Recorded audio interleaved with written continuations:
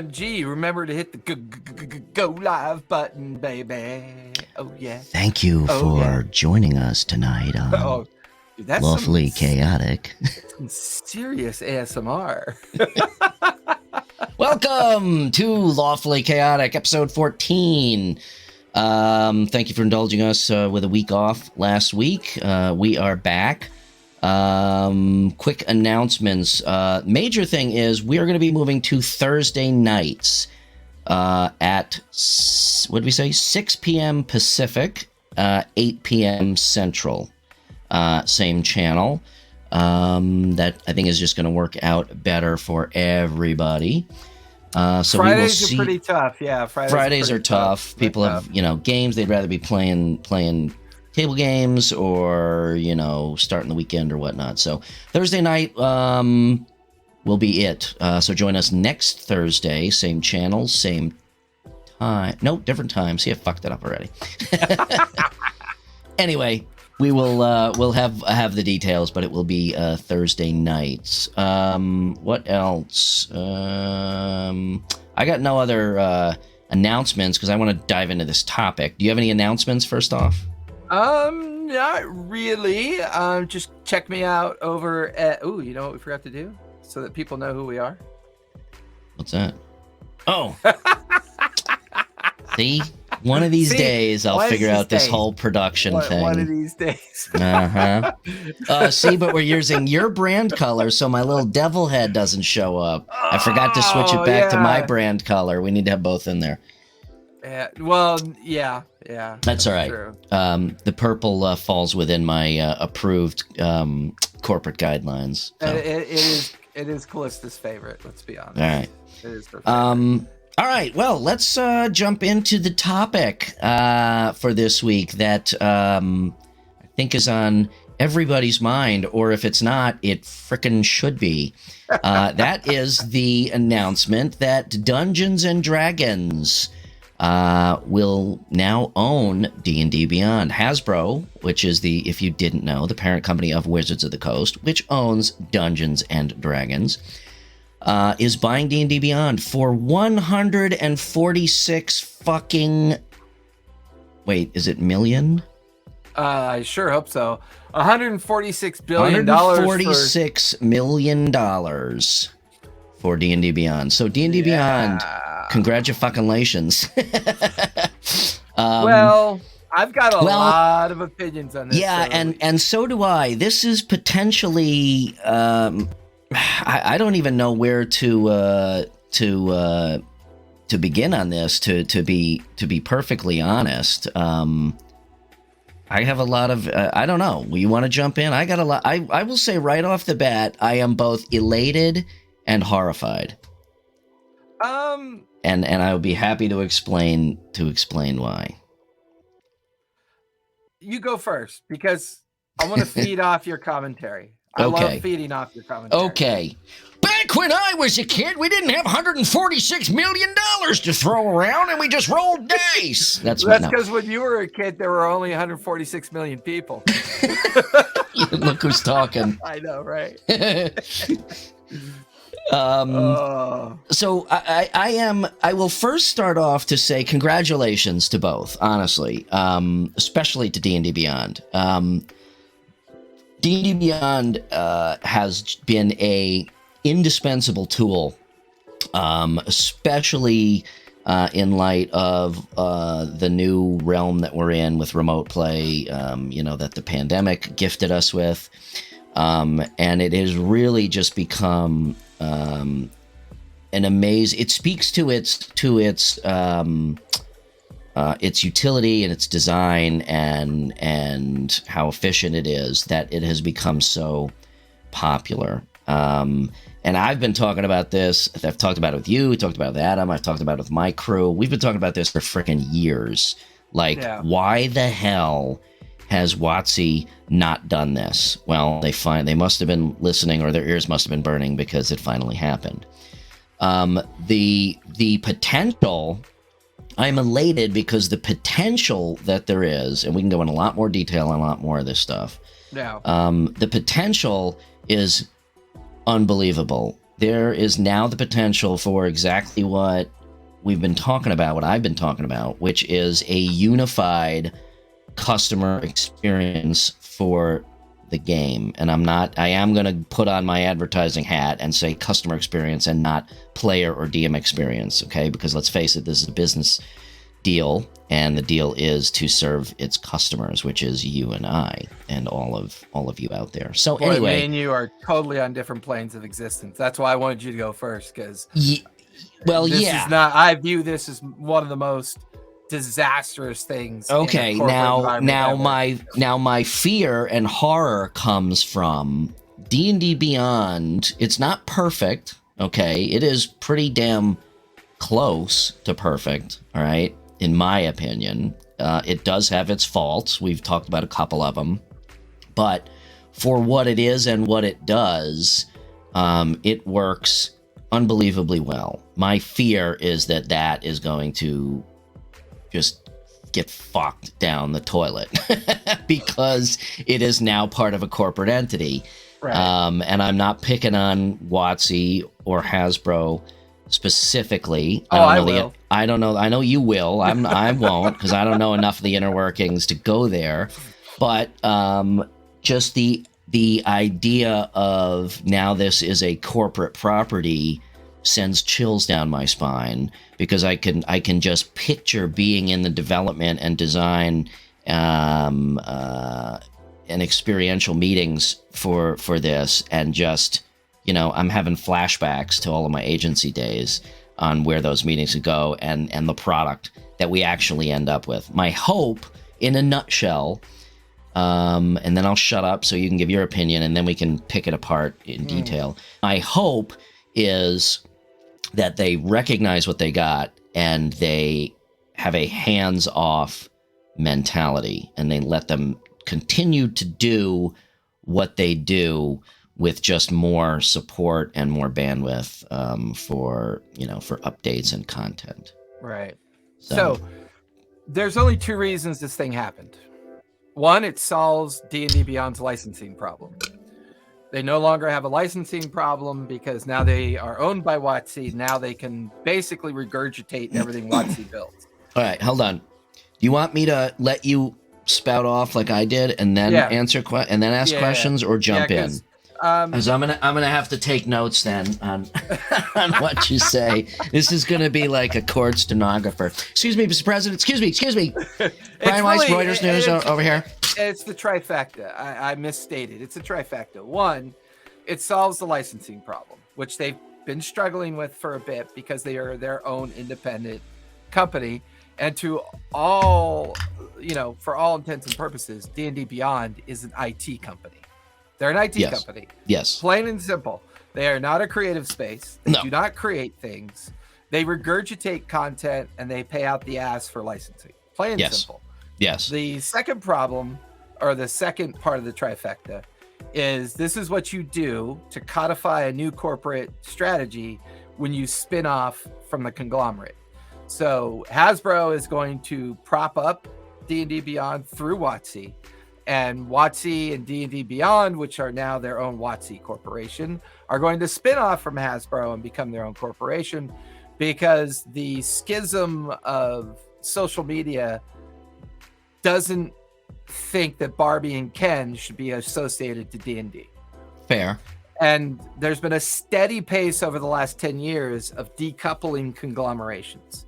GE's been doing it. IBM's been doing it. For all these big companies for the last 10 years want to get a hold of that farm to table imagery. And this is just part of the process that everyone's going through. Third, Hasbro has at least an inkling of what it means to be invested in a major IT company.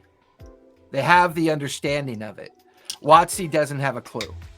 WotC has no clue what it means to run an IT department.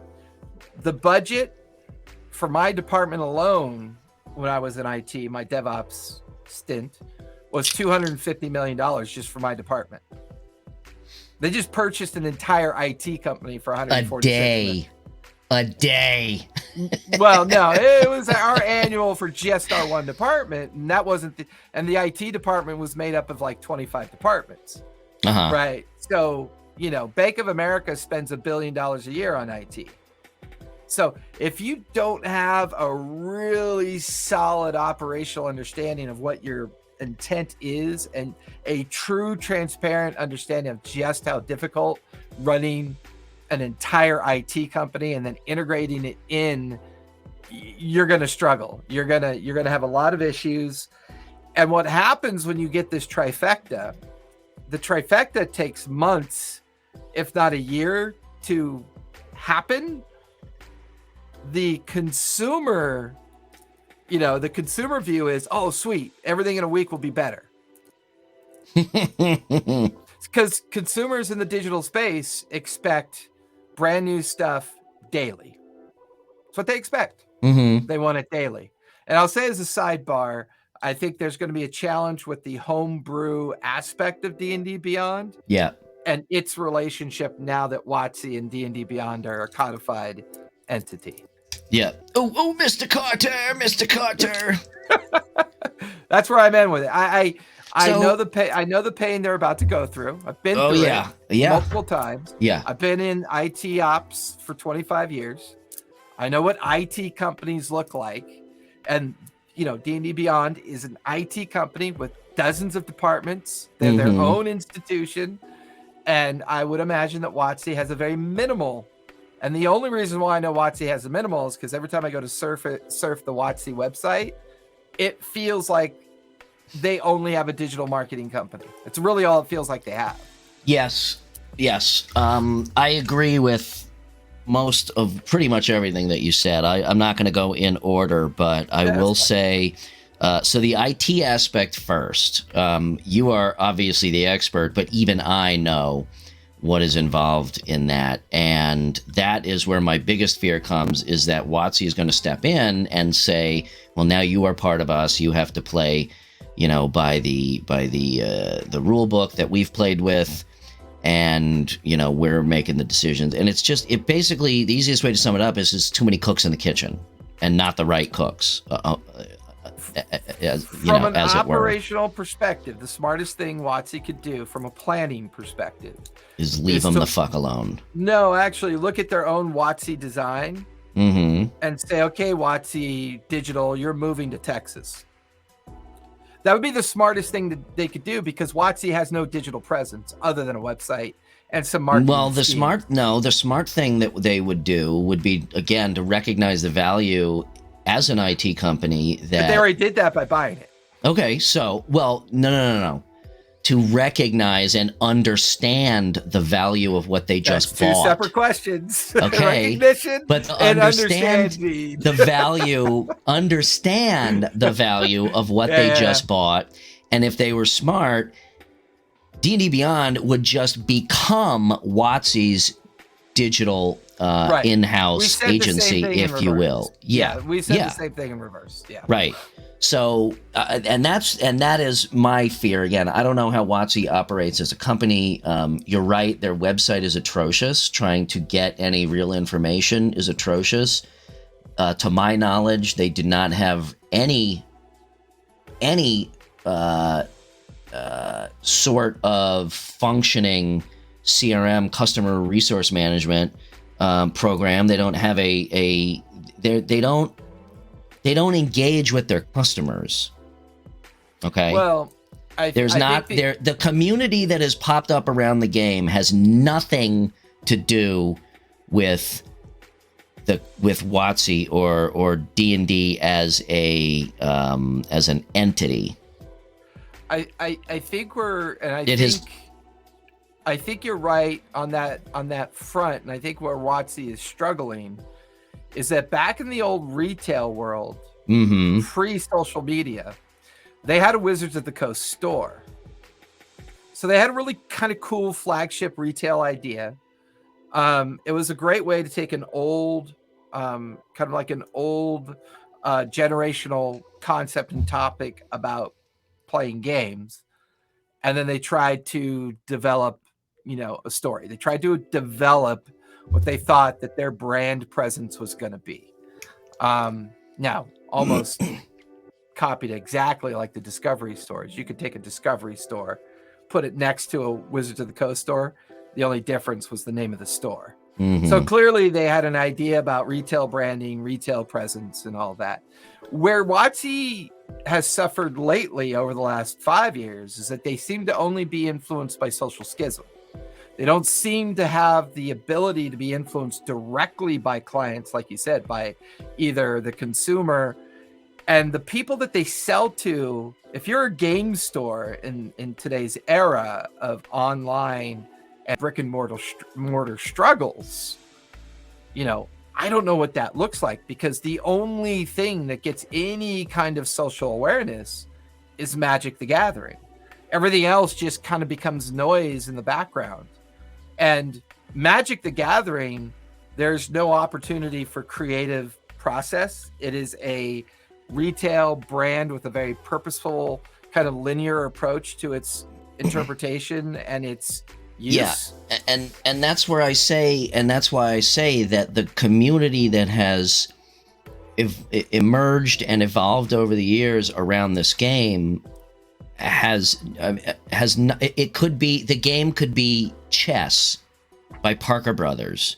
Okay, the name doesn't matter, the company that made it doesn't matter. That's my point. They've never done anything to curate the community. Yes. To take the reins and say, okay, we'll make this official. You know, the Adventurers League stuff, it still falls on your local game store or your local gaming group to put that together. There is no governing body, and that's the wrong terminology. There doesn't need to be a governing body, but they have completely sidestepped curating this community and utilizing that to continue pushing the game forward. Now, if I were being optimistic, I would say maybe they have finally woken up and this is their footstep into that. And if that is the case, I think it's a good footstep, because this is a great building block to then add on the missing pieces, which we've also talked about, which is a Roll20 or Vorpal board type integration that is fully integrated. Okay, so a remote play mapping system. And then the other part is a community, and again, I'll put on my my marketing hat, and you can create a community and generate. I mean, they have such a head start just because of the passion of the community and because of their product, right? So they are already out of the gate miles ahead of most companies that set out to do this, and they can gamify the entire community if they really thought ahead and microcharge the shit out of us. And we would all probably be happy to keep throwing our money at them. So like I said, hopefully, and this is pure conjecture, I'm not, I have no insight at all other than as a consumer, but hopefully this is where they are headed. In terms of your the IP, the homebrew IP, well, first of all, let me ask you a quick question. Why are they having licensing? You mentioned they're having licensing issues. Well, yeah, I thought they have a clear-cut deal with Wizards, and it's just like we pay a licensing fee. Is that not the case? Well, yeah, but the homebrew is the licensing issue. Okay, that's the one you're referring to. Yeah, so what I'm saying, from overall licensing issues, they have an algorithm baked into their platform that when a homebrew person builds something, if what you build, is destroyed by that algorithm, it never sees the light of day other than yourself. Yeah. So if you want it codified and utilized within the community of users and creators, there's something it's got to stick to the wall. It's got to follow and hit all these rules and all these publication guidelines they create. Yeah, and I see that and I thought about that yesterday, actually, so I'm glad you brought it up, that is probably the underlying biggest issue. And this is timely because this goes right along with what we talked about 2 weeks ago on the last show, which was licensing and IP and all of that jazz. Yeah. So like, I mean, I don't really know where the homebrew is going to go with this. I mean, does it all automatically fall under DM's Guild, which would just fucking suck? It's I don't know. That's a good question. Is how are they going to handle all of the homebrew content on D&D Beyond from a licensing standpoint? And I think more importantly, they need to figure that out, because there are some people out there creating some really unique stuff that has a lot of curation and dedication behind it. And I, from an operational perspective, right? From an operational perspective, let's face it, WotC's been rudderless for a long time. The only rudder they've had in the water for too long is their commitment to Magic the Gathering. And that commitment is strictly based on profit.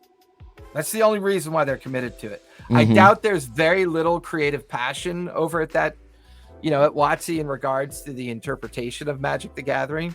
Well, I mean, after you create the 300,000th card, I mean, there's really the pickings are slim for new fucking card ideas. Their D&D artwork version of an MTG game wasn't exactly overtly popular, because everybody who's playing MTG are probably not traditional RPG, TTRPG players anyways. Right. So they could give a fuck.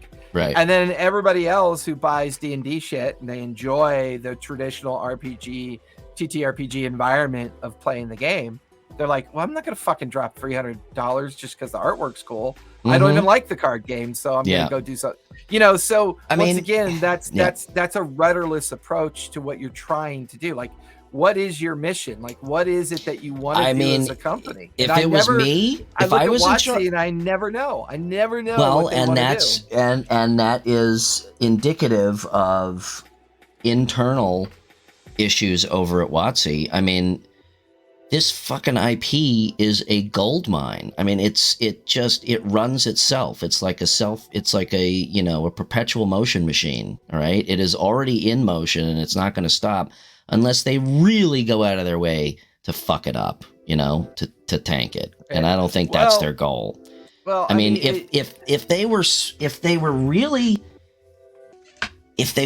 forward thinking, I mean, we talk about, especially with, let's take the Apple ecosystem. Okay. I know some people are not. Okay. I know there are some people out there that don't use Apple, those fucking freaks. Well, I mean, to be fair, I really only have one reason why I don't use Apple. I'm joking. No, but it's a good point, because once again, that brand affiliation always seems to play into the social schism. And it's not just the brand. I gotta figure out why my camera keeps doing this. Every once in a while, it just wants to go back to its own settings. There we go. But okay, so let's take the Apple ecosystem. All right, you've got a watch. Now there's Apple Fitness. There's the watch, the phone. Everything is all completely integrated. All right, so you can, in the fitness world, and then you sync up with Apple Health, for as much as it does what it is supposed to do, which is not quite there yet. But, diet, nutrition, exercise, workout, all of that shit is in one place, right? It's aggregated into one place, or it is pretty close to being there. And a lot these days is banking, healthcare is working towards that. Once it gets past HIPAA requirements and whatnot, we're going to be there, and we're going to see commercialized healthcare. It's already starting with telemedicine and all that stuff. Are you comparing the Apple ecosystem to WotC trying to develop a WotC ecosystem? No. I'm saying if they were smart, they would. That would be their goal. Okay, right. If there was one hub for all, let's even call it non-video games. Okay, but if there was one as a player of board games, role-playing games, Magic, all of that shit, fucking throw cosplay in there, miniature painting, all of this stuff, there could be one hub or dashboard to track all of that geek stuff, and they are so well poised to do that because of this game. I mean, Dungeons and Dragons is, if it's not, it is a smidge away from being a Coke or Kleenex or Q-tip type moniker, where the name of the product defines the entire space. So again, if they really sat down and did some strategy, and looked at what their relationship with their customer really is, they could do some amazing fucking things.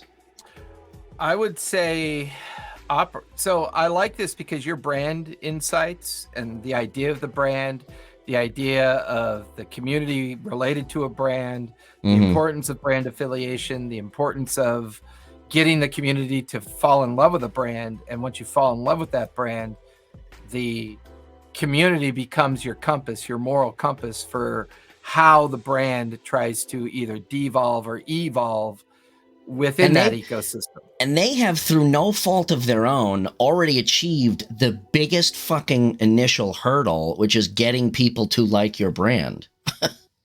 Well, but that's done. So here's the challenge you have. They don't need to sell the idea of the Dungeons and Dragons brand. It's already sold. From an operational perspective, and I fall back on this because I've got so many years of involvement in it and understanding how nuanced and how difficult it is to really embrace and integrate IT operations. If you don't have I'm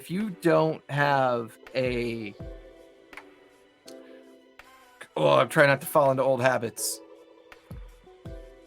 If you don't have a mission statement for the purpose of that integration, and you don't have an operational plan in place that says, if we're going to integrate, what, number one, is our purpose once it's done? Integration is easy. Yeah. Integration's super easy nowadays. The real question is, if we fold D&D Beyond into the Hasbro WotC corporate community, Hasbro becomes the check writer for the IT integration into WotC, with the idea of developing an enterprise platform for the WotC brand. Or, since they're still under the umbrella of Hasbro, is Hasbro saying, okay, D&D Beyond, we're officially buying an IT shop.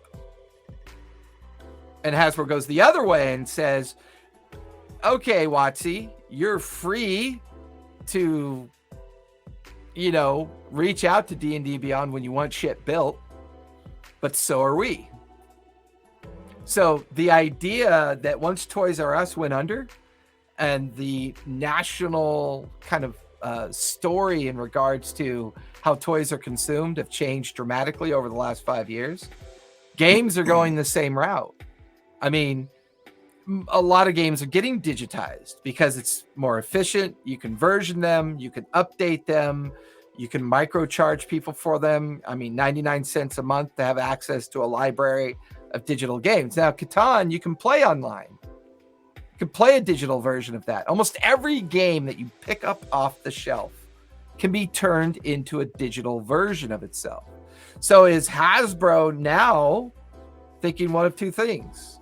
WotC, go be your own company, or this is really their first dive into the idea of buying a digital IT enterprise shop, and now they're going to digitize their entire catalog of games. That is an aspect that did not occur to me, and it is. What if every Hasbro library game became digital? It is poignant. However, I don't think they're going that route because, first of all,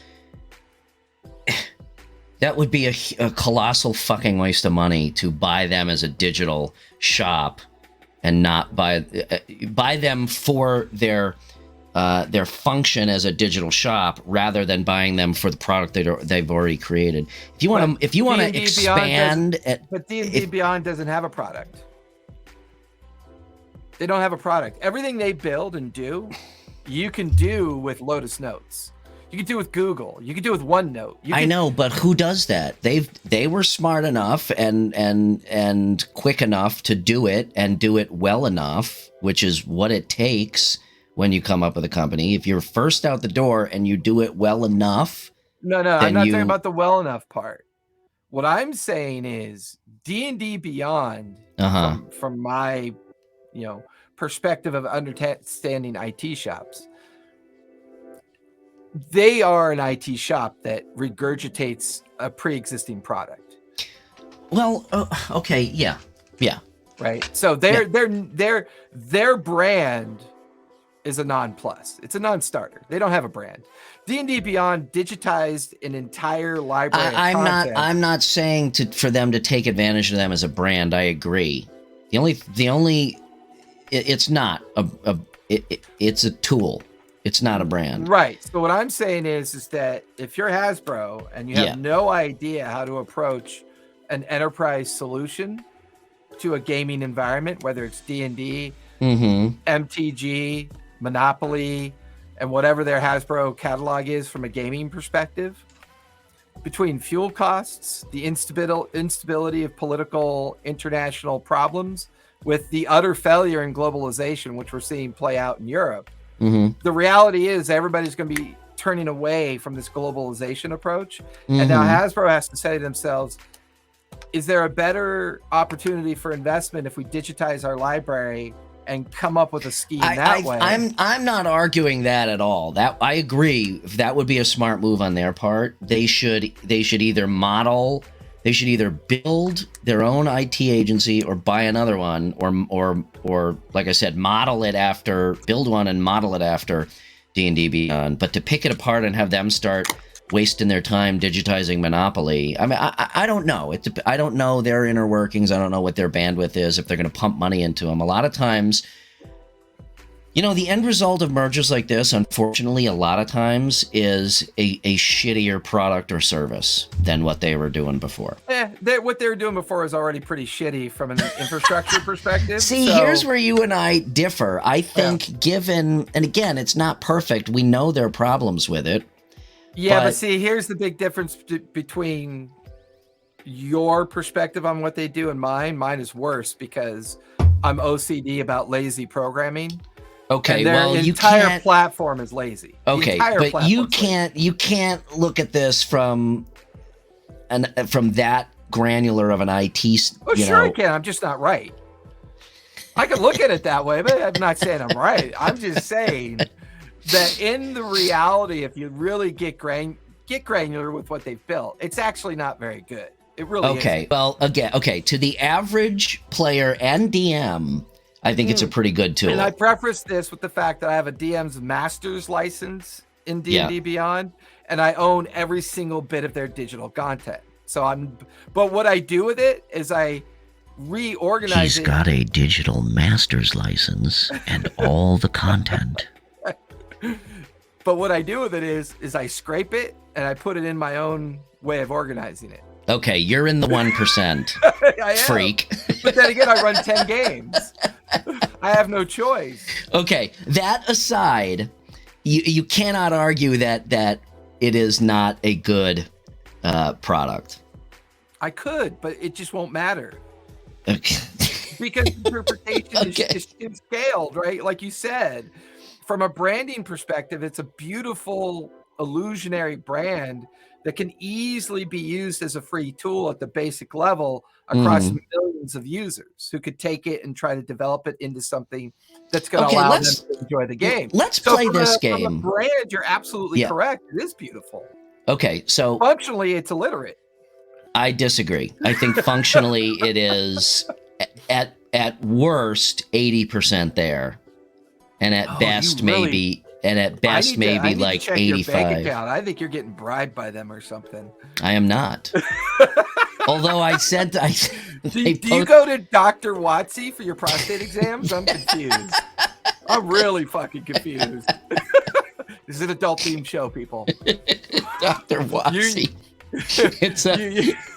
It's a fucking Atiug that does the bend over. Oh my god. Now you totally made me lose my fucking train of thought. Hold on, I had something pertinent to say. Now, where were we going with this? Let me fix my. We were talking about branding. About how pretty. Yeah, no. I think it is a good tool. Let's play this game, okay? You are in charge of all three entities, right? And as am I. If I were in charge, I did not have a business degree, and I am not ashamed to admit that when you start talking business and economics, my brain starts to turn to gelatinous cube material. But if I were Hasbro, I would not divorce myself of WotC. Okay, I would allow it to become its own standalone entity. All right, but still have ties to it, still own it. All right. If I was WotC, I would change D&D Beyond to Beyond D&D, which ties it more closely into what the actual product is. Okay, it's a very subtle difference, all right? But the transposing of those two words changes the meaning a little bit, all right? And I would allow them to continue doing what they're doing and have a hands-off attitude and set about doing what I said, which is pulling the community together and creating a customer a customer base or community that is truly tied together. So if you're doing Adventure League or whatever the fuck they want to call it, you know, in Connecticut, it is more closely tied into California. Okay, you could even, and now I'm just starting to just think out loud, but you could even do half a table, you know, a table split between two states with remote play. You could keep track of all of your characters, not just for your personal games like you do now, but for tournament games and stuff like that. They could do, I mean, there's just so much that they could do from a customer standpoint. Like I said, you gamify the experience. And Adam and I talked about this a while back, and this is a dead project now, so I can kind of just touch, I think. Adam, if not, then you can punch me in the nose later.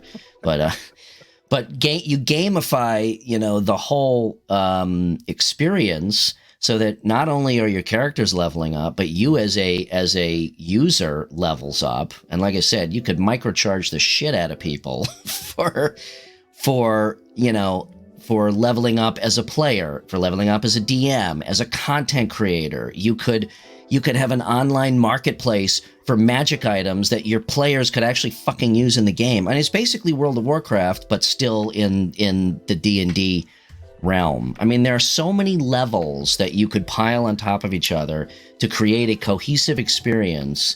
And like I said, they are so far ahead of the game because of the product that they have. That has, I mean, realistically, they have not done much. WotC hasn't to invigorate this game. It's just happened because the passion behind it and the love for it, and the outside creators. Let's be. I'm going to play devil's advocate to your big three question, and this is going to be the hardest pill to swallow. And I can say this because I am a fan of the product. I'm not a fan of its operation. However, I will say this much about the morality of business conclusions. Capitalism lacks morality. There's no moral compass in capitalism. It doesn't exist. If you think it does, okay. If you're gonna go there, then it's not fair, and this conversation's over because you just won the conversation. Well, no. I'm not going to argue with that. I agree with you 1,000%. But the reason why I'm steering down that route is because when you look at the revenue that Hasbro has been in decline steadily for years, and they're still in decline, their only profitable division is WotC. Which is why I don't understand why they would sell it. So, unless it is the old corporate mentality of let's fucking sell what we can now and get some money for it, which is what Sears did with Kenmore and Craftsman. That's a whole nother episode. Right, but see, that's what I'm saying. Like, right so I think what you do is you position yourself to increase your options. And this allows them to position themselves, because now what they've done is by infusing more cash via the WotC division, so that they can then procure D&D Beyond, which is an enterprise solution to all of the WotC content for all intents and purposes. You then write a big fat check to either expand it, spin it off as its own entity, so that you can then start to de-evolve the Hasbro name and reorganize it and come up with a new corporate identity that is Hasbro. There's, if anything, the number one thing this gets them is it produces options, because at the end of the day, the only result Hasbro has to feed is making a profit. Yeah, that's and I do not disagree with anything that you just said. You're 100% right. The interpretation of the community's love or interest in the holistic idea of what WotC could or couldn't do is infallible to the fact that Hasbro just plain doesn't give a fuck. If WotC, absorbs input that allows them to make more money, Hasbro is happy.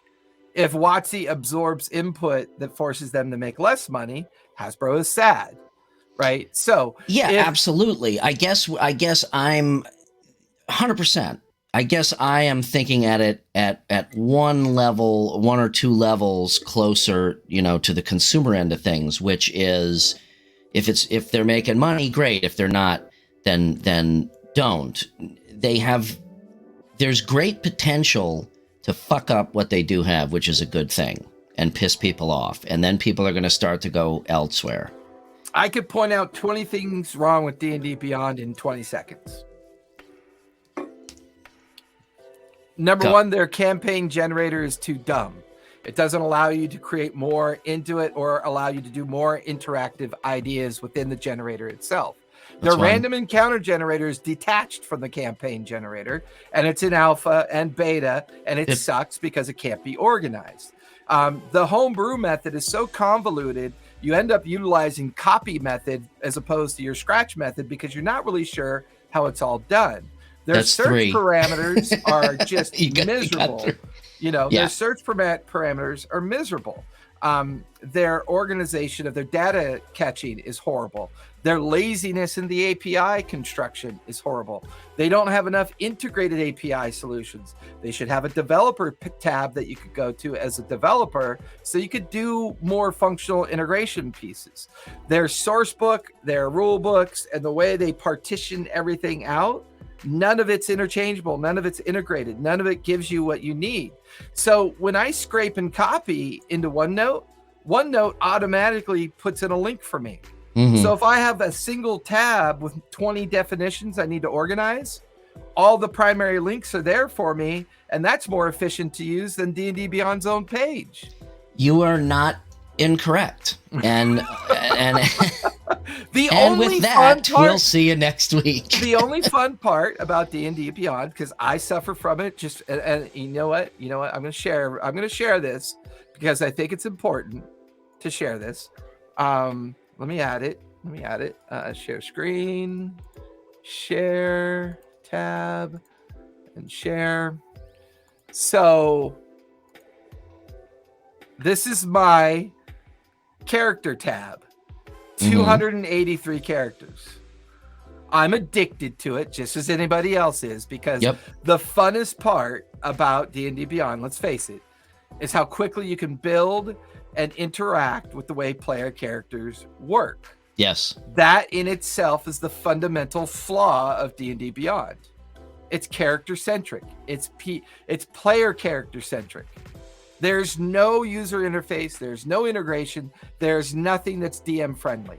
Not a single iota of its method, of its construct, is designed to make it easy for DMs to use. It is super fluffy and super candy coated for players to build player characters. Yes. It also makes them incredibly lazy. And and again, I'm not going to argue with either of those because because I love it. I love it. You know, I'd argue with you if I could, but I'm not going to because I agree with you 100%. What I'm saying is, and trust me, dude, I will be the first one to fucking complain about something and say that is dumb and wrong. Okay. Yeah. So Toto says I use the encounter builder now and again. I do too. But I am not so. But listen to that statement. I use the encounter builder now and again. There's no passion in that admiration. No. There's just the occasional convenience of something that has some kind of all right. use. Let me say this. I am arguing both sides actually. Okay. Oh, not me.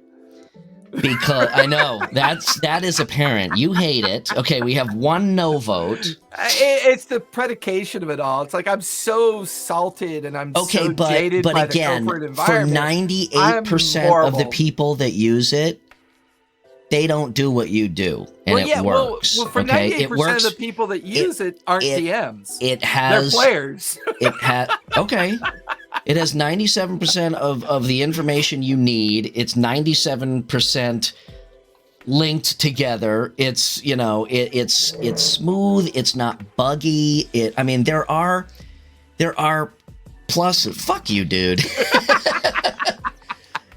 What I'm saying is, and again, this is unlike me because what I really want to do is just attack the shit out of it, but I'm not going to because I use it and I like it. Yeah. What this should be, the one thing, well, not the one thing, okay, in my eyes, one of the main things that has been a stumbling block for D&D Beyond is their development schedule, which is running in backwards time. It is pretty bad.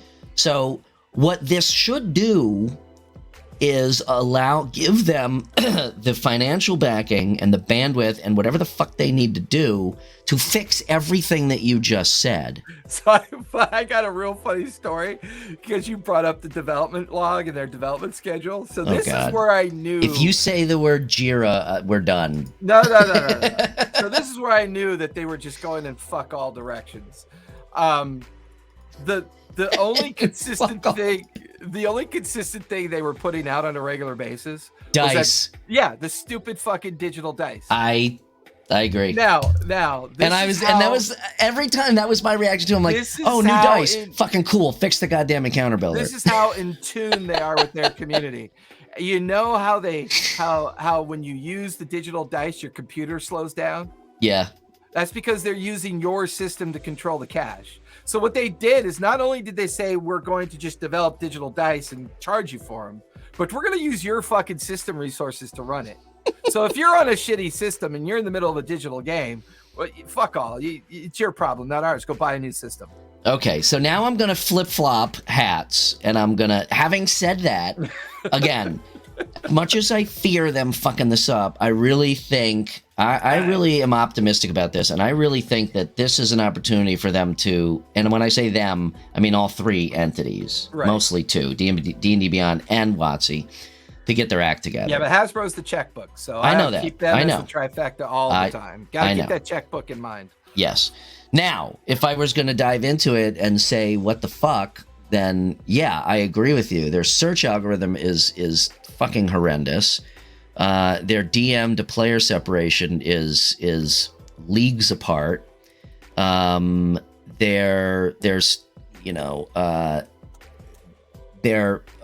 killed their mobile app.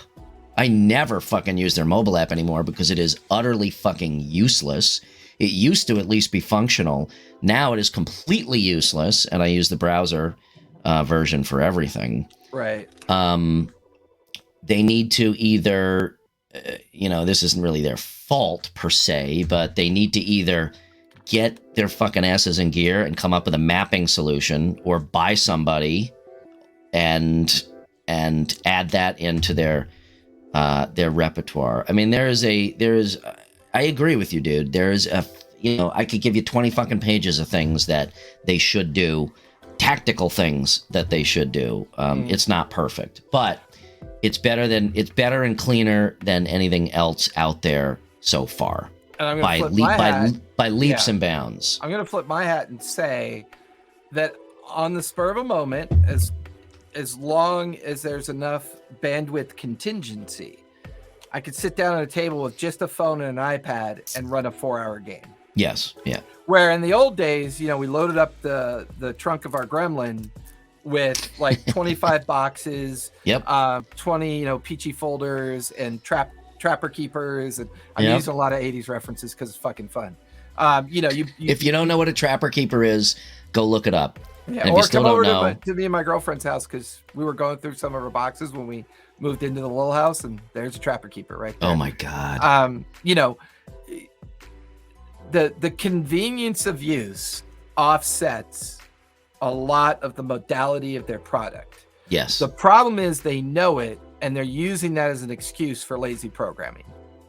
That's what bothers me. It's the inherent laziness of their approach. It's their inherent falling back on old time methods of blaming projects and versions on the fact that we just didn't do it right the first time, so let's just keep doing it until we have time to fix it.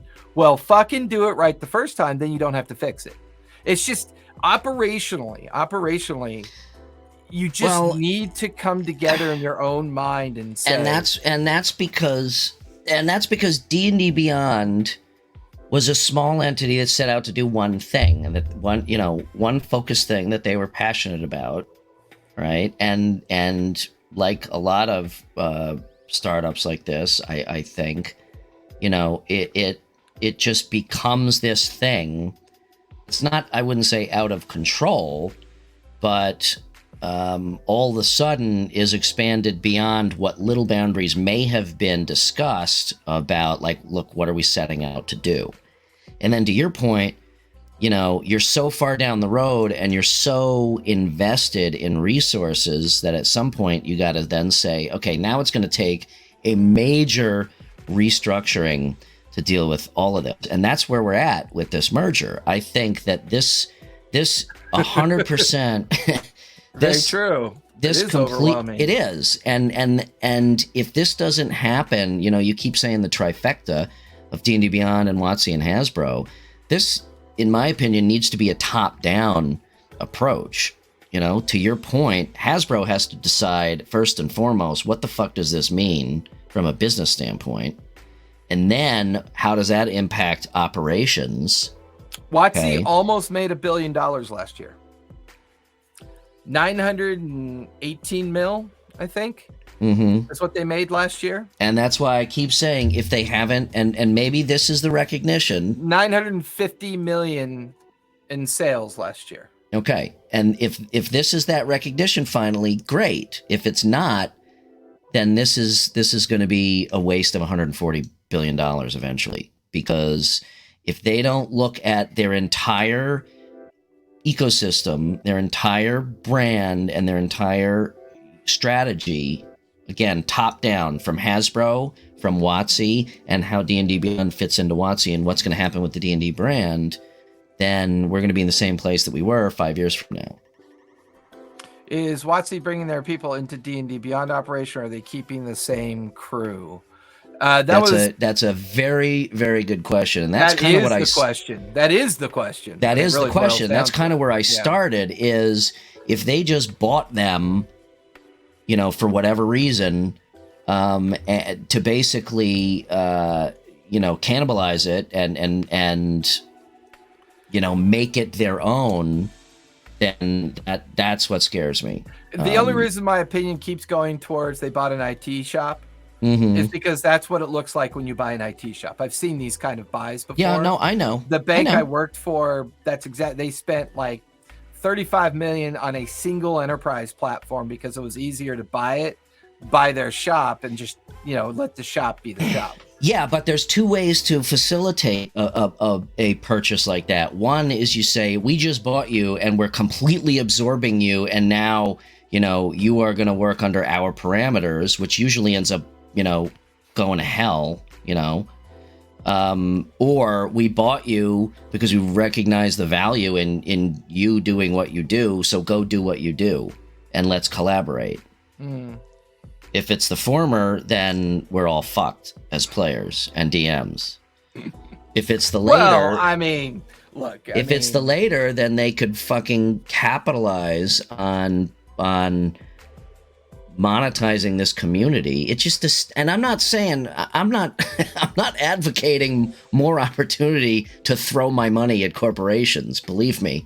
But you know, if I put on my you know, my basic level business hat, like, why the fuck can't they see this?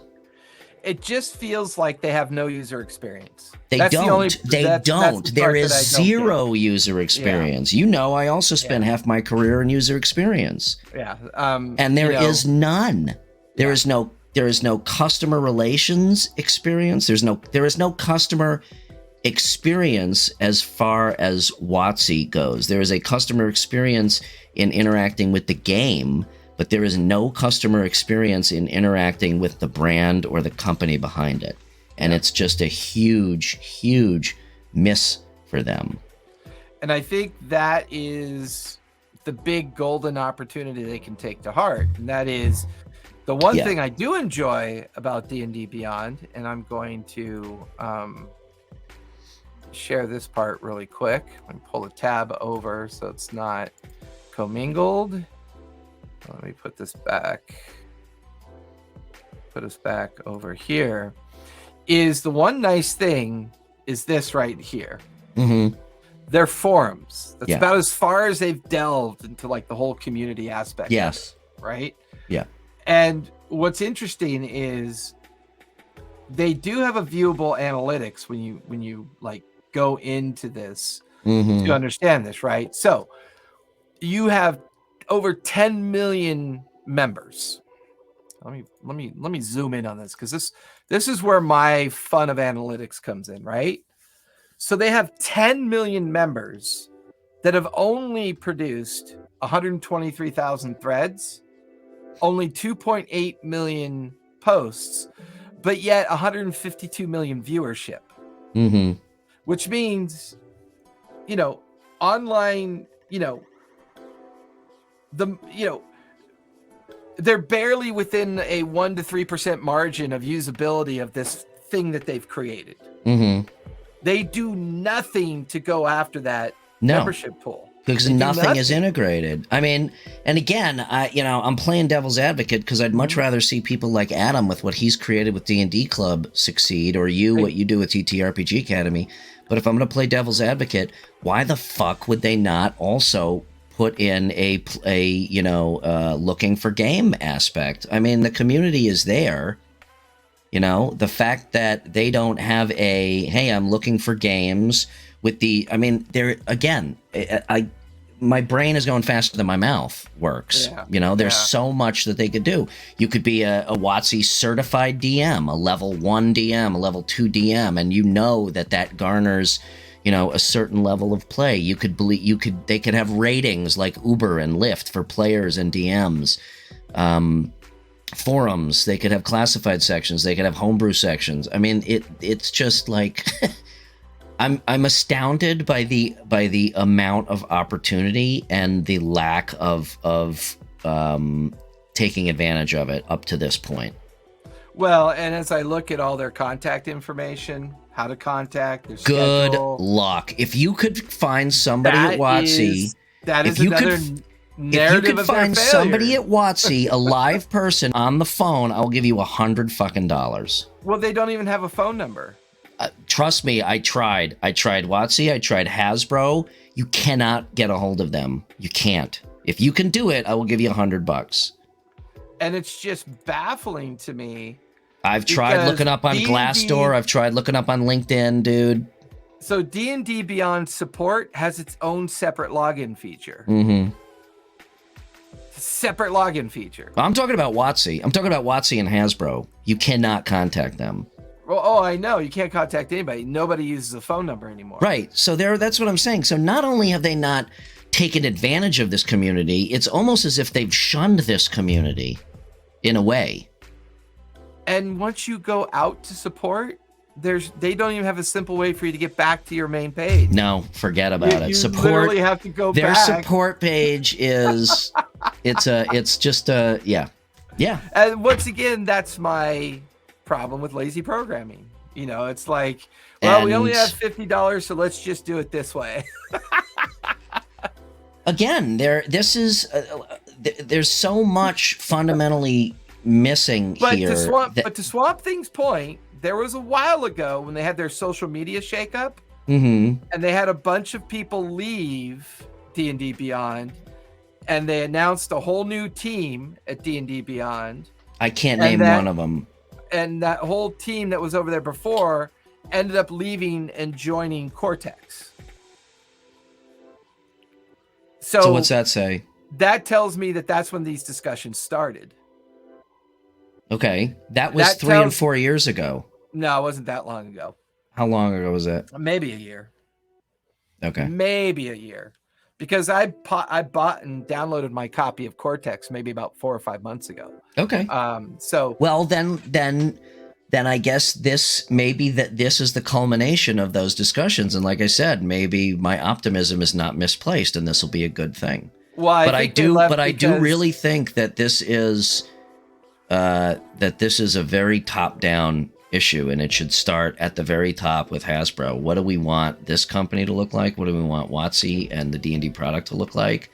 And take it from there. Because if you go the other way and you say, now we bought D&D Beyond, we bought an IT company, and you try building up from there, it's backwards. It's like building a brand, backwards, where you build the roof. Back in 2021, Adam Bradford, Laura Urban, and Todd Kenrick leave D&D Beyond. Mm-hmm. I was the entire muscle machine of content coordination within the D&D Beyond. So this stresses the main point. D&D Beyond maybe had a conversation a while ago about how they need to become an IT shop. Mm-hmm. So when you have creatives like those three who say, well, that doesn't make any sense. Why would I want to be associated with an IT shop? So I'm just going to go leave and do something else. Mm-hmm. Right. And there were some other social schisms behind some of those people leaving. And I know there was a WotC shakeup around the same time as well. A lot of these plans for purchase happen a year out. Yeah, I know that. I know. So my guess is that the creative environment over at D&D Beyond decided to jump ship because they were beginning to realize that IT shops aren't creative spaces. They just aren't. They're homogenized spaces that are plug and play for a purpose of what they need to serve. Yeah. They're not designed to be creative spaces. So, I think about 6 months or 7 months ago, they, hey, here's Cortex, which I love the narrative nature of the Cortex mechanics. I think it's there's a lot of fun to associate with it, but I don't need to use it because the way 5e works for me, it's already a narrative mechanic and I just streamline it. So that, but I think from a shakeup perspective, I think a lot of these conversations started a year ago. Mm-hmm. And then people were like, oh, here comes the big change we're afraid of. Yeah. And I could feel the pain over at D&D Beyond because I've sat in developmental meetings. Oh my God. Yeah. Where you have a person who has no idea how IT works, but yet they're so in love with their product that all of the, creative vomit that's coming out, they're not slowing down long enough for them to realize, look, we'll build what you want as long as you write the check. Dude, it's the story of my life every day in my career. I've been there. Okay. Right. And I think that, I just realized where my fear lies. All right. I think that you are correct. These conversations probably did start happening a long time ago. And this is the culmination of that. And my mouth is not working today very well. The culmination of that. And, maybe this is the start of them really looking at the bigger picture. And that's what this is looking at the big picture.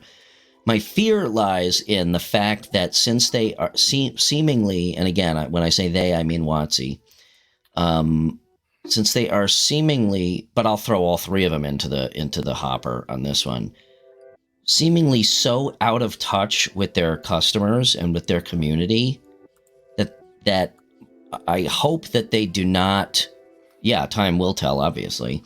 But I hope that because they are so out of touch with their community, that they are not out of touch with how to keep that community continually happy and engaging with their product. Does that make sense? And I'll say to Toto, time has already because at that point, that's when it becomes shitty, and then people are like, fuck it, I guess I'll go play something else. So to the idea of what Toto's saying, time will tell.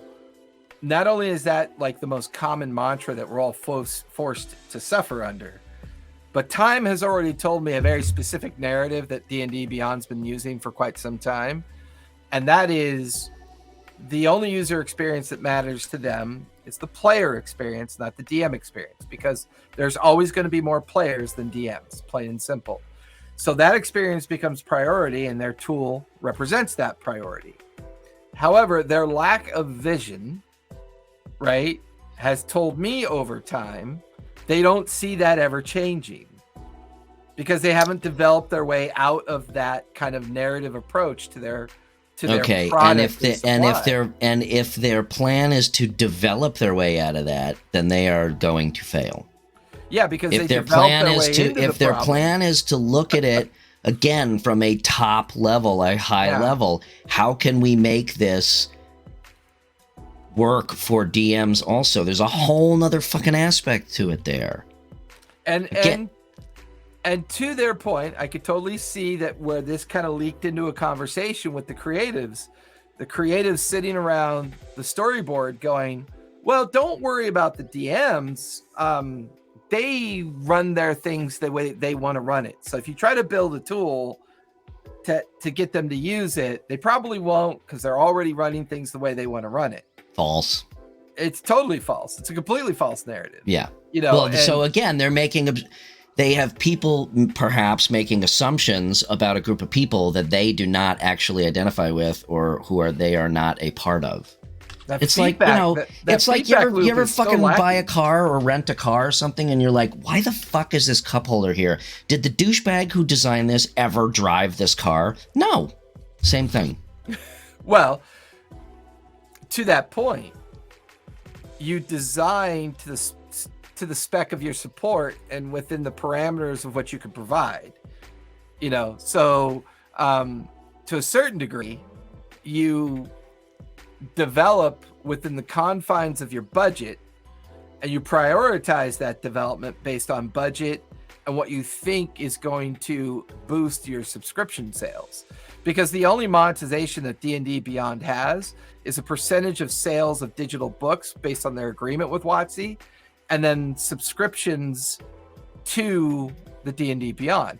Now, technically, and I teach this all the time, if you just signed up for the free account and used the SRD, you could play this game for years without ever cracking open another book. Mm-hmm.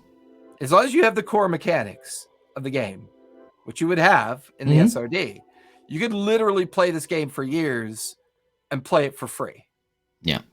Now, that's a tough pill to swallow when things have to be monetized. And that is because again, what D&D Beyond represents right now and what WotC represents in its engagement or lack thereof with its community is a tiny tip of a gigantic fucking iceberg. And it starts with some brand strategy. Well, I mean, I'll bring it first full circle back into my world. It starts with some business strategy and some brand strategy. And I would say clearly they have one. And I would say the first part of that strategy is to improve the number of options available to them.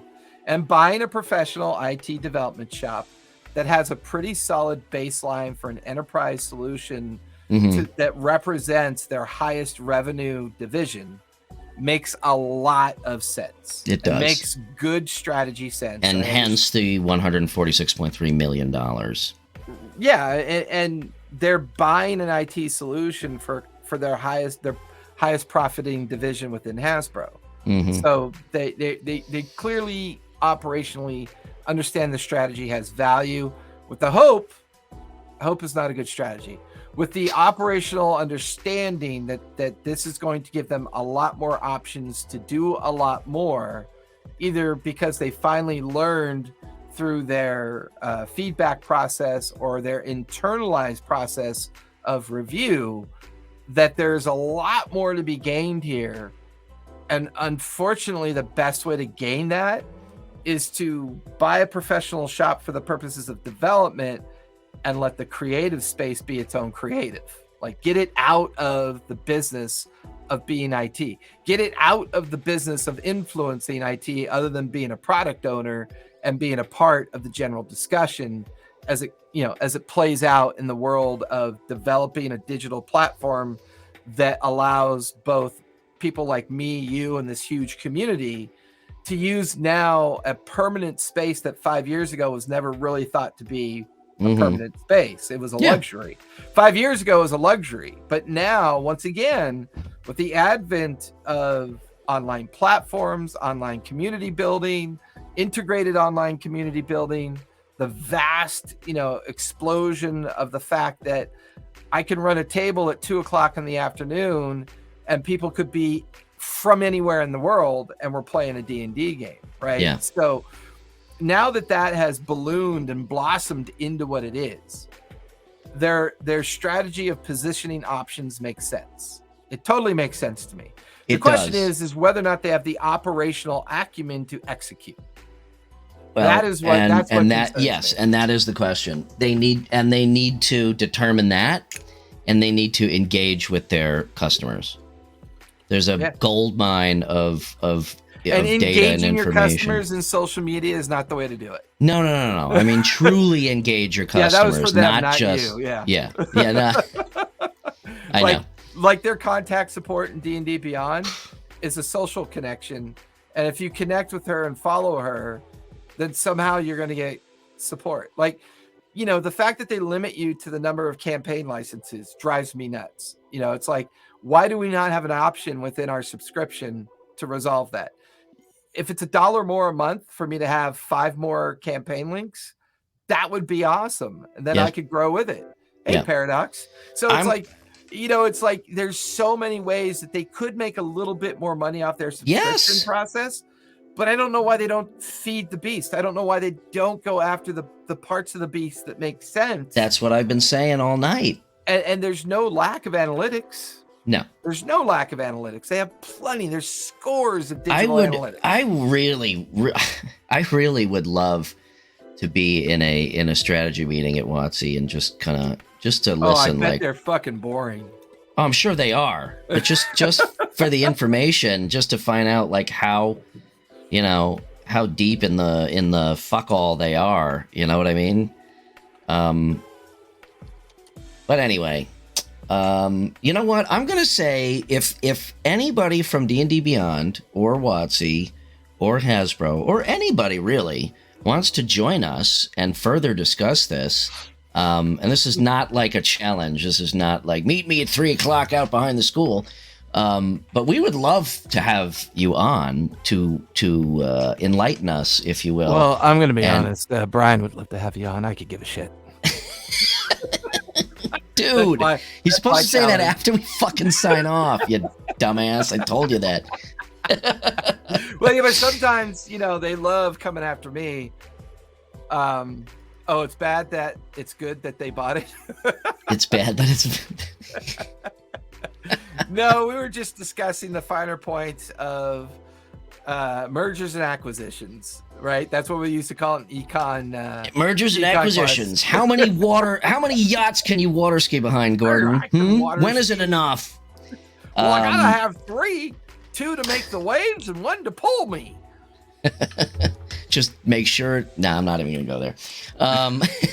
Well, no, and to your point, it would be an interesting conversation to have, but the problem is you're never really going to get those kind of, like, I don't really want their visionary statements. I would love to have like their what you would call their biopic statement, like the idea of tell us what they know they've been, where they've been, what they've been doing, and how they see their role in the future. That way they could speak more freely to the community idea. Yeah. And less about the whole kind of like boring infrastructure, profit margin, Yeah, operational cost, I really licensing think, and trademark. You know what I mean? It's like, I think this is a. I'll wrap up by saying I think this is a very good thing, and I fear that it is just going to become mired in corporate bureaucracy and turn to shit. That's basically the bottom line. and I'll say, I think it's both a good and a bad thing. I think it's good in the sense that they've increased their ability to have more options on the table for what they plan on doing. Yes. Where I think it's a bad thing because of Hasbro's general decline over the last 10 years is I don't think they have the operational acumen to pull it off. I do not think that they know how to operationally pull this off. And they're doing that classic, we'll buy our way out of the problem. Yep, you couldn't have said it better. I agree. Sorry, Paradox. We wrapped it. And on that, we wrapped it. Yeah. So anyway, on that, I think, there's a lot more we can talk about, but it's just going to be more of the same. So how about we could continue this, because this is actually like a real legitimate conversation that I think impacts everybody in the space. How about we table it on the grounds? Let's say part one, which was the open book idea of the topic. And then when we meet again next Thursday, let's call episode 15 part 2, where we do a little bit more research. We'll dig in a little bit more within the social schism and maybe reach out into a couple different Discords and see what people are saying, see what people are talking. Yeah, I know. Well, you know what? We should talk. You know what? Can we do this for 14 minutes? Because I think Paradox brings up a good point. We need to talk about this really quick for a few minutes.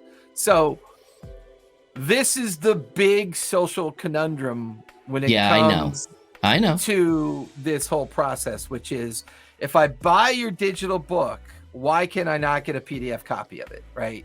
Yeah. Or if I buy a digital book, why can't I get an ISBN QRF code that allows me to buy the physical book at a deep discounted rate? Yes, and the easy answer to that has been because these are two distinct entities. Correct. So now you're right. I think that's the biggest question on customers' minds. Yes. Right now, because I've asked it numerous times, over the course of the years. And my guess is when this merger is done, when it's codified, completed, organized, integrated, and they have solutions to this, my guess is they're going to have a PDF and QRF solution for that community. And the only reason they couldn't do it before is just to what you stated. Yeah. D&D Beyond did not have the licensing ability or agreements to allow that to happen. Yeah. I expect a refund check for all the double fucking books that I bought. But see, here, you know what? I don't know how I missed this. So here's the crazy thing. The only reason I ever bought the Legendary package is because I was buying content based on what I needed, not what I wanted, right? So for the longest time, I was just in the core books, some of the core source books I liked. And then as their library began to expand, and I was looking at the disparity of, the different costs, I'm like, holy shit, the Legendary is going to be, $1,200. Well, all of a sudden for like a holiday weekend, they discounted it by 50%. So what was $1,200? I bought the entire catalog for $600.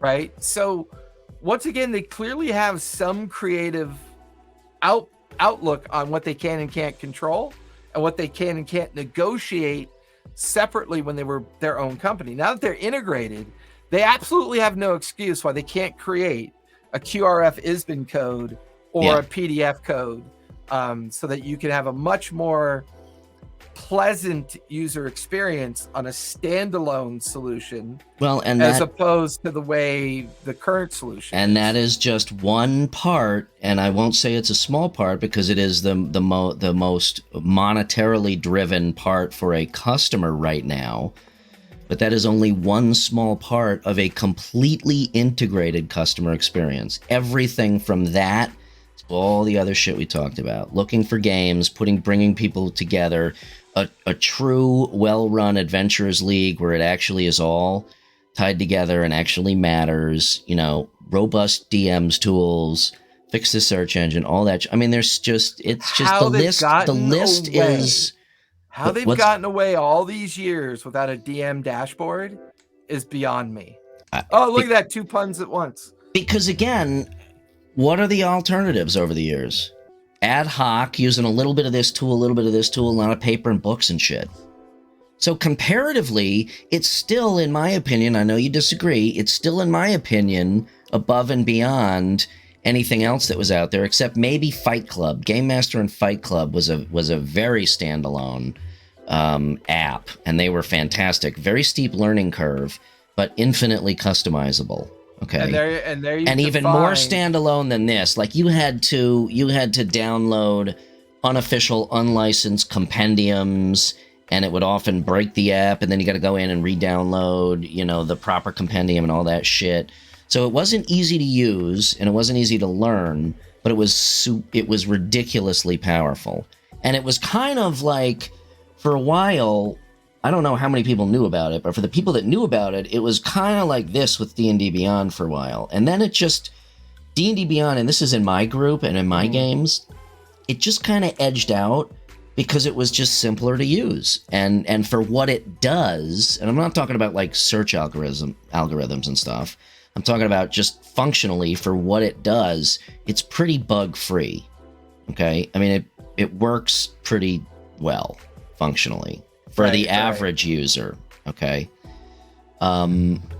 So, yeah. Well, I mean, so God, I'm going to sound like such a bougie asshole when I say this, but I hate it. Look, I'm the most transparent person you'll ever meet in your life. I really am. And I know that used to get me into so much trouble at my corporate gig because they don't like transparent people in corporations. They like political people because political people will do what they're told, and they'll mind their P's and Q's. This is precisely why at 50 years old, you and I are sitting here doing a Dungeons and Dragons talk show, right? Well, okay. So there's Orcut. There's numerous applications out there for utilization. Paradox brings one up too. Roll20, obviously, right? There's Astral Table. There's Roll20. There's Dungeon Fog.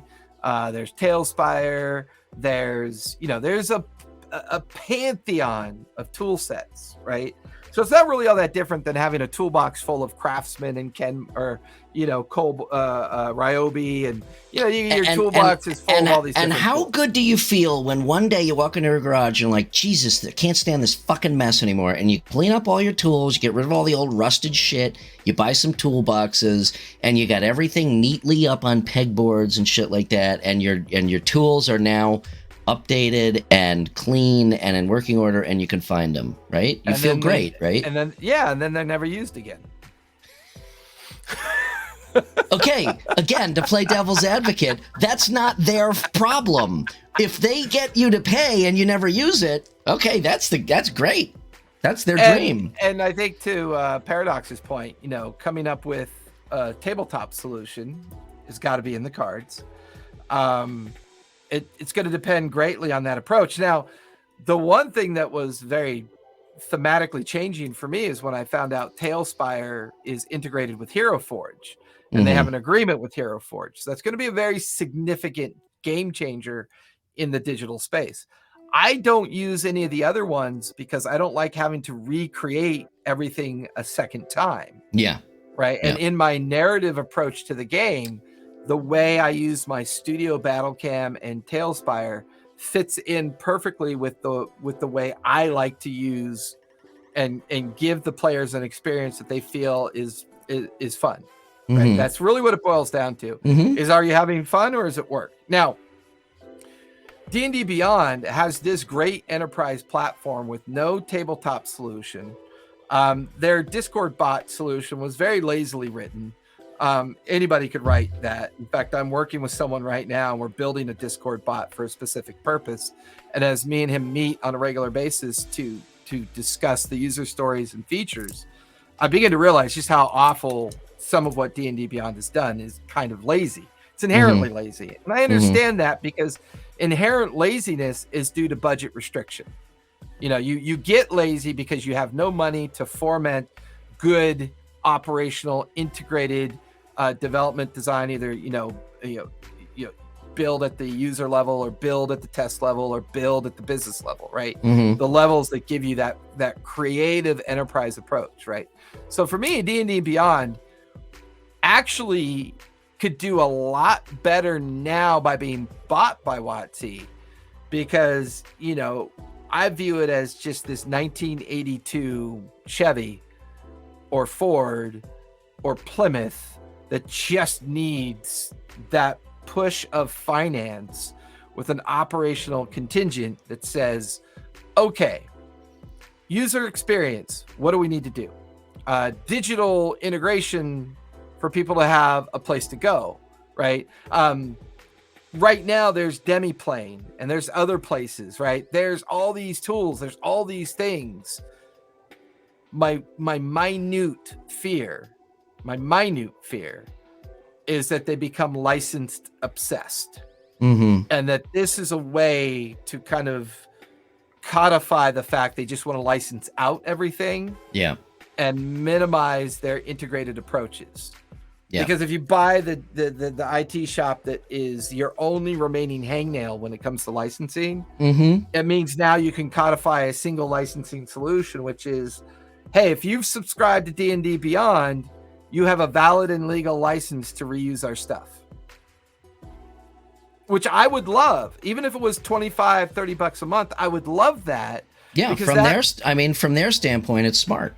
Well, and I would love it because then I would have a guideline that says what I could publish. What could I publish? Like we talk about all the time, understanding the parameters of what we're allowed to publish within the trademark and copyright realm of something that is so community driven, but trying to make a profit at the same time. Yeah. Right. Now, when you break down the WotC number, that 900+ million that they've been, earning per year, D&D is like less than 1.5% of that number. Right. So there's a certain reality to the WotC relationship. So but you pull the money from where you have it and put it where it needs to be. Making more money. Yeah. Well, do you pull the money from where you have it in hopes of putting it into something that's going to make more money? Well, if you plump it, if you put it all into the enterprise solution that is D&D Beyond, what are you going to do to create that valuation you need? And how are you going to compete with 1,200 other open sources or minimized monetized sources? And we can end with that. And again, right there, they are miles and miles ahead of anybody else because they already have a product that has sold itself, it has proven itself, and it has a ridiculously passionate following. That is the number one hurdle in a business, okay? And they have already cleared that with room to spare. So to your point, if this is an old Ford or Chevy that's sitting around that needs a refresh, hopefully they don't call a car salesman and a golf club designer. They call Chip Foose, right? As long as they use that mileage they earned with the expected anticipation of what they that mileage. Absolutely. To me, that would be an amazing thing to see. But what would sell from a customer standpoint? What sets them apart? To answer your question, what sets them apart is complete and full seamless integration for the customer inside the product that they are already using. If they can do that and they do it well and they can do it quickly before somebody else trumps them on it, all they got to do is prove that they like us. I'm just saying. Well, no shit. I mean, I'm just saying, WotC. Can you just say all right. So on that note, next week, Thursday night, we may continue this. If Jason can pull himself together, we may continue this. Anybody from D&D. We'll do some more research and come back. Yeah, we'll do some research. We'll continue this because this is a really poignant conversation. If anybody from D&D Beyond or WotC wants to join us on our very podunk little show here, very podunk. Feel free, or anybody can Our seats are always open for guests. Yep. So until And next we are week, moving to our new time, Thursdays. At Thursday night at 6 6 p.m. Pacific, 8 Yep. Central, same Yep. channel. We will pick up this topic next week. Hopefully, we'll have somebody else to argue with over Are it. you gonna linger for an afterthought, or do you have to jump? I got about 5 minutes I can linger after this. Yes. Okay, cool. Yeah. Bye, everybody. All right. Thanks for coming joining in. us, and see you next Bye. Thursday. Ciao. Next Thursday. Bye. Wait. I'm gonna coin something that nobody's ever heard before. Is it Thursday yet? Sorry, That's man. a very bent coin. Ciao.